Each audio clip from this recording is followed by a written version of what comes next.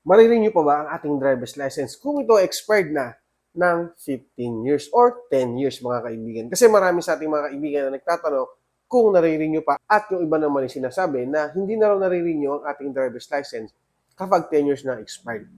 Okay? So, ang sagot po dyan mga kaibigan, marirenew pa rin natin ang ating driver's license kahit po yan ay 10 years expired, 11, 12 years, or 15 years pang expired. Nung araw kasi, 10 years hindi na pwedeng ma-renew. Ngayon, dahil nga po meron tayong database, kapag po nadoon pa sa system ni LTO ang inyong driver's license, ito ay marirenew at marirenew pa.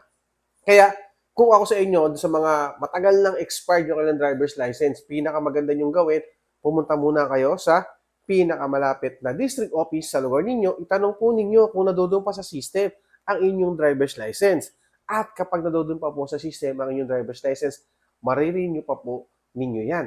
Ngayon, magkano na magagastos natin kung mag-renew ka ng driver's license na dormant o yung tinatawag natin na 2 years pataas ng expired or 10 years or 15 years na expired.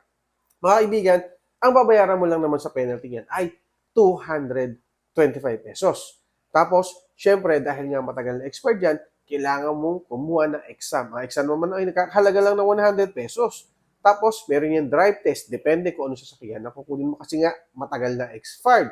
So, sabihin natin 500 pesos yung drive test. Kasi nga gagamit ka ng 4 wheels o kaya yung 2 wheels.